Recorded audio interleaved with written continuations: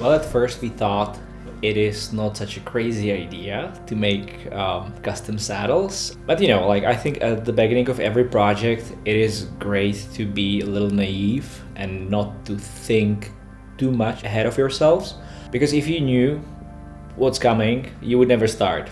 And this, looks like an easy feat, but it's not, because it involves so many different disciplines, from engineering, product design, all the way to understanding what the saddle should look like from a customer's perspective. So we have to take into account things like biomechanics and health. And also, we were a completely unknown brand, so like building a brand from scratch is always a challenge. I mean, for me, it is super enjoyable and super interesting journey, but it's also a super hard journey. Like competing against all the other well-established brands, that was a little challenging. But I'm glad that we didn't think too much to the future and we just followed the urge to create something meaningful. I was inspired by my own experience, and I would say that Martin, the other co-founder, he is someone who really suffered badly from, I would say, mass-produced saddles. And originally it was actually his idea to start a business. He kind of made me to do it with him. In 2020, we spent a lot of time on our bikes. We were bikepacking for multiple days, and we realized the saddles we were riding weren't ideal. And when we were looking for a saddle that would fit better to our riding preferences, we realized that it is not an easy thing to find a saddle that fits you well. So we thought, why don't we make our own saddle that is going to fit perfectly using advanced tech? So that was the motivation that inspired me. So first we were brainstorming the name, what we should call ourselves, and Martin kept saying, I'm so obsessed with this idea. I really want to do it. The word obsessed in Czech is být posedlý, like to be obsessed. And I was like, wait a minute, posedla, posedlost, posedlý, sedla? Well, this is a magical word that basically includes all of those things this product is all about. So I was like, how about we call it Posedla? So that was the first step. We got the domains and social media profiles and started working on the brand identity, and basically we had it finished before the end of 2020. Yeah, everything basically started with a pitch deck on how we want to create this saddle, how it should behave based on the rider's data. And at the time, there was a hardware accelerator called Prusha Lab that was welcoming startups that had a hardware product they wanted to develop. And with little expertise at the time, we submitted the pitch among 95 other companies, and few interview rounds forward, we were one of the 3 companies that were selected for the hardware accelerator. And that's basically where the serious product development started. So we all of a sudden had access to a team of experts, material engineers, designers, and we started working. And in about 6 to 9 months, we had first prototypes ready. We pitched the prototypes to Josef Prusha himself. He's a founder of this huge company called Prusha Research that makes 3D printers. And he was so amazed that he also became our first seed investor, thanks to whom we were able to finish the development and launch the product 2 years later in spring 2022. When I saw the first prototype of the finished saddle during the demo day, where we invited journalists and everyone else, I have to say I was so ashamed because the finished quality was just horrible, and I don't know, like the saddle didn't look anything like we really wanted. So like everyone who touched the saddle or they just like lifted it with their hand, I was like, oh my god, watching at their reactions, and I was so nervous and stressed. And even now it is possible to find some online articles that feature those prototypes, and I'm like, oh my god, if this if I could just erase this from the memory of the internet, it would be for the better. But it was a good start. You have to start somewhere. Yeah, we were quite lucky to find Josef Prusha and his accelerator program, and he's a tough businessman. I mean, he has built sort of an empire that produces these stable 3D printers. So he's not just going to invest to anyone, but has also something to do with cycling, because cycling is all about endurance and battling through discomfort.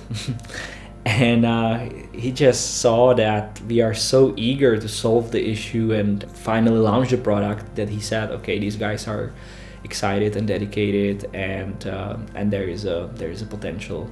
Until this day, he remains the one and only investor in the company and keeps advising us on a quarterly basis. So Martin and I are two guys from North Bohemia, from a small town called Varnsdorf. No one probably has ever heard about this town before outside of the Czech Republic. Even in the Czech Republic, people don't know much about it, but it has a huge industrial tradition and I would say like deep roots of manufacturing. So it is actually quite easy to find very skilled people who can, help you with manufacturing our products. So we actually hire local people in our carbon manufacturing facility, and we have it all what it takes to build a tech-enabled company here in the Czech Republic. When it comes to the industrial 3D printing, that's something that we are also developing in the Czech Republic, but now we have a supplier who is sitting across the border in Germany. So I think the huge advantage of making, I would say, advanced products in the Czech Republic is the proximity of Germany, which is a huge partner, and they've got great tech we can work with. Well, launching any product is challenging, and you never know what happens after you launch.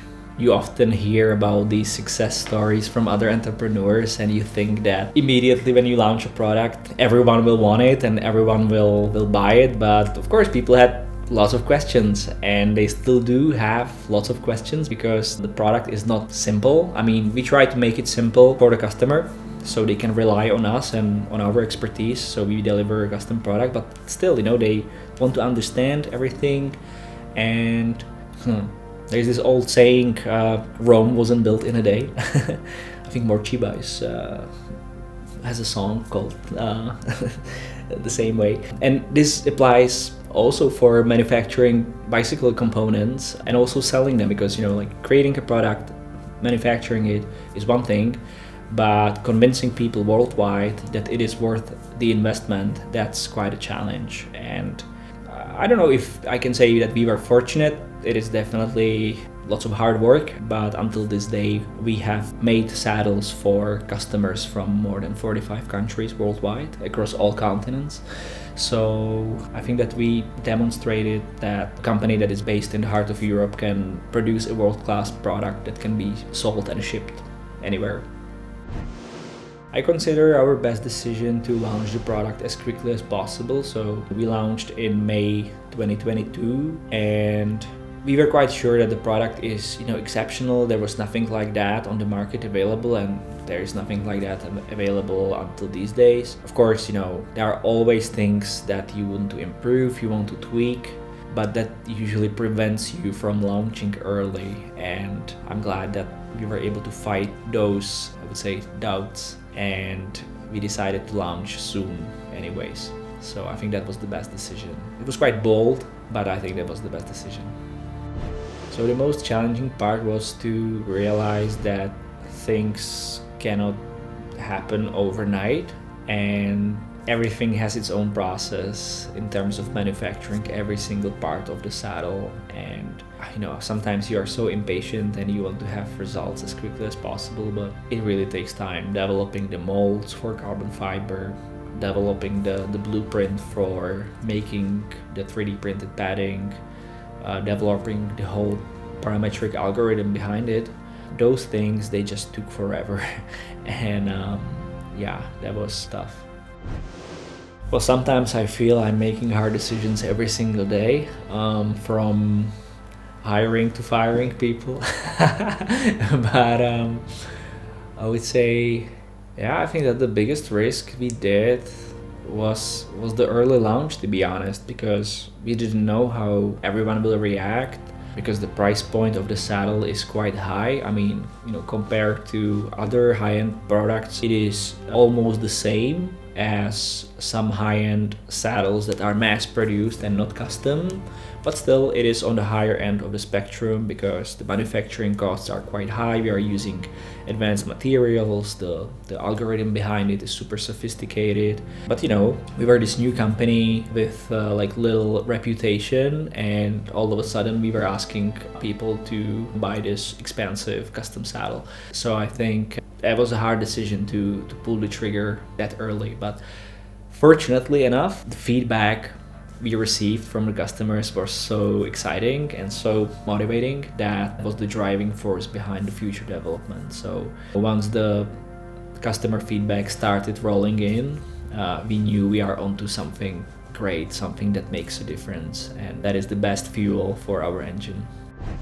We've said it many times, you know, we take cycling seriously, but we don't take ourselves too much seriously, and I think this also applies into our company culture. You know, obviously there are people who have responsibilities and who have, you know, other people in their teams, but we are trying to build more of a horizontal company, not a vertical one. We want to make a place where everyone is heard. We know when they have an idea or just anything on their mind, we let everyone express their opinion and don't judge anyone. We're quite open about that. And because people who work with us are usually cyclists themselves, that also makes things easier. So if there is anything you know, we need to solve, we go on a bike ride, and that does the magic and solves if there are any problems. I would say what the thing that keeps me motivated during the tough times is the future prospect of like making a difference. And I know that it may sound as a cliche that we are building something meaningful, something that changes people's experience while riding a bike, but that's really what, you know, makes me wake up from bed every morning, that we didn't make a product just for the sake of making it, for the sake of making profit. But you know, obviously, you know, as a company, you have to make profit, but this wasn't the main motivation. The main motivation is to really make something meaningful, you know, something that people enjoy, enhances their comfort while riding a bike, and also something that we can, you know, reuse in the future. It's a product made from materials that we know where they come from, we know how to dispose them, recycle them, reuse them. I mean, all of those things are quite motivating. Well, New York has a great impact on my mustache, obviously, because I mean, that was the place that inspired me to grow it. And I mean, it's one of the best places on this planet to be in, especially if you are in your late 20s or early 30s, which was my time and I was there. It is the kind of place that makes you, I would say, more courageous, more bold.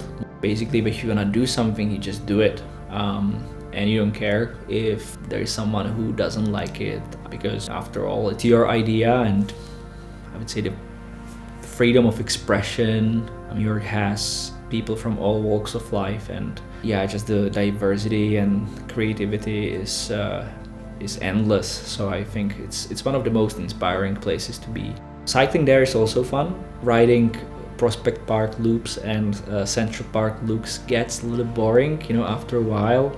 You can always hit the road on the Sunday social ride and go on the 9W highway up to the Hudson River Valley, which is nice retreat, but it usually takes at least 100k plus road, and it is well, one of the only options for a longer ride. So I would say cycling in New York is a little limited, but the culture there is also great. So yeah.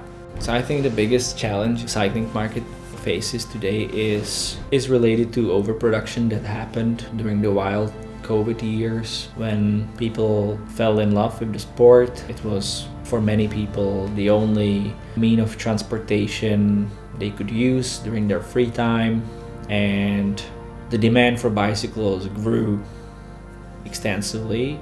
So all the bike brands and bike manufacturers thought, oh wow, now comes the golden age of, you know, bicycle business. And the bubble burst in about 2 years, and We see it everywhere. The warehouses are full of bicycles from last year, and the market is so saturated, which causes lots of pressure on, I would say, like smaller bike brands that are trying to sell their products to the customers they previously had, because the big brand bikes are usually on big discounts, and that kind of like skews the market in my opinion. But I think that now it's getting back to sort of normal. I think it will take another year or two, and the market will have to go back to where it was before the pandemic, and maybe it will result in some tough decisions for some brands and companies to close their business, but hopefully not too many. I think every businessman or businesswoman has these moments when you feel like there is no way forward, only backward. And that's tough, that's part of the job. Sometimes people around you are looking up to you, and if there is something tough, they always think that you'll be the one who will resolve any issue they might challenge, and you always have to make sure that you seem like you are capable of solving that problem. But I think my advantage is that I'm not the only founder, so there is another guy, Martin, and anytime there has been a tough time, I had someone I could share my emotions with, and basically make up a plan how to overcome any obstacles or challenges. And what helps me personally to fight stress and anxiety is creating routines around healthy lifestyle. So I try to not only ride my bike, but also dedicate some of my time to some meditation, time in the nature, well, eating and sleeping habits. I think this is something that helps a lot. I never felt like I would ever give up the project. I mean, no matter how big or small the challenge was, we always found a solution, and the goal that we have is too big and too exciting to give up. So one of our early failure stories goes back to the pre-sale of our saddles back in 2022.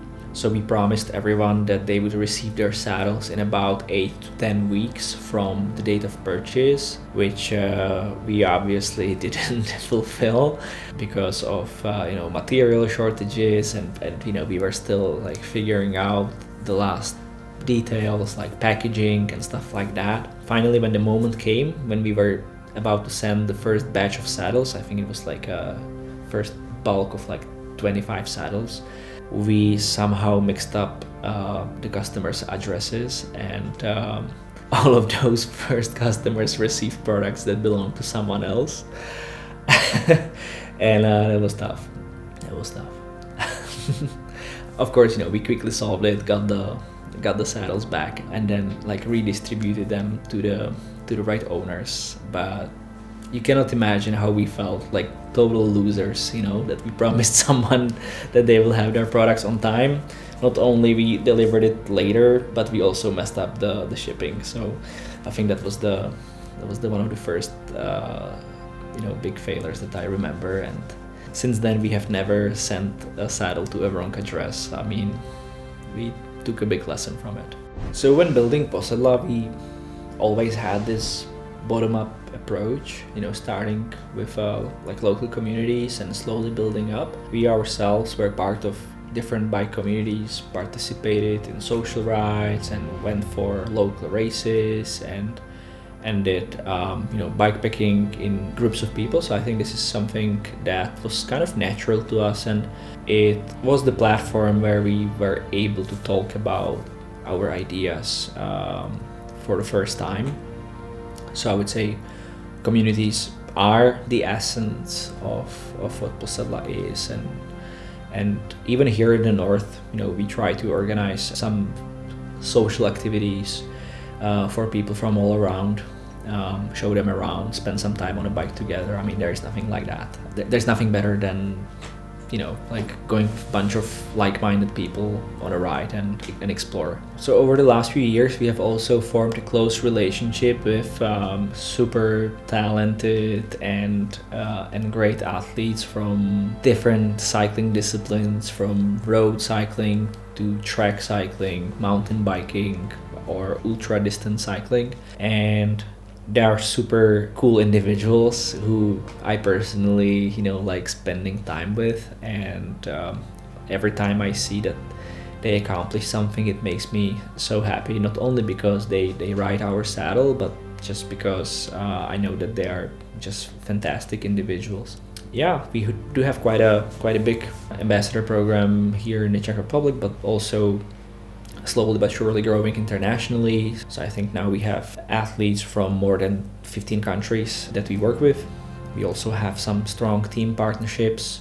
We started on a UCI continental level with a Czech and a Slovak team. Now we are adding a team from Belgium that races at a top level on gravel. And yeah, basically people who are in this program, many of them are multiple world champions in their disciplines, European champions, national champions, or Olympians, or even Olympic medalists. So it is a list of really great people. I don't know if I'm in a position to give any advice to other entrepreneurs. I think that everyone does what they can, and there are some great Czech cycling brands I have a huge respect for, either bike manufacturers like Repete or Festka, or some other brands like clothing brand Kalas that provides cycling apparel to Alpecin Decanic, the team of Mathieu van der Poel, or for example the platform for indoor training Ruvi. I would say that they are the challenger of the more popular platforms with. And I think that they are doing really, really, really great. So I would definitely not dare to give advice to any of those brands that I mentioned. But I would suggest to any new founder of a cycling business to start focusing on international audience as soon as possible. I mean, the domestic audience is just as important, and cycling culture is becoming more and more part of the Czech sporting identity. But if you want to succeed on a global scale, you need to be known and seen abroad as soon as possible. So don't wait up, and just be brave and go abroad. Ooh, that's a nice question. Wow. Jesus. No. Coffee with Jesus. No. Wow, so many people. Does everyone have a list of people they want to have a coffee with? Because I don't have it in my pocket, and I just don't go around and like, I just find this one cyclist super, funny and extraordinarily entertaining, and she's a professional rider for this US-based team, EF Education, and her name is Alison Jackson. Check out her Instagram or TikTok for some cycling dance videos, and you'll see why. So I think that by making custom 3D printed saddles, we made a statement that mass customization isn't just a buzzword that is being used in professional conferences. It is something that is achievable and something that can really make the difference in many people's life. And I think that we are now on a good path to customize even more products, just a saddle. So as I have said many times before, saddle is just the start. And what excites me is the future prospect of making more cycling, but maybe not only cycling products, more customized, more tailor-made to whoever uses them. Thank you for sharing the imprints of your butts with us. We are planning a big art exhibition in 2028 in the Gallery of Modern Art in New York. And who knows, maybe your butt will be featured in the exhibition. Now. I want to thank everyone for trusting in our journey and trusting us with making a very personal, very customized product.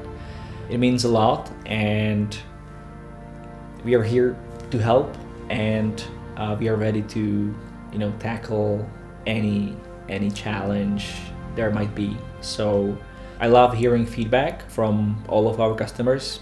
It truly makes my day every day I receive one. So if you have something to share, please do, because it not only makes me happy, but we take a lot of reflection from it and try to incorporate the feedback to the future products that we make, so everyone has the same great experience. And if you have something negative to say, of course, don't hesitate to reach out to me or to any of my colleagues as well, because we take feedback from every customer seriously, and we are able to handle anything you might want to address to us, whether it is a comment on improvement or something else.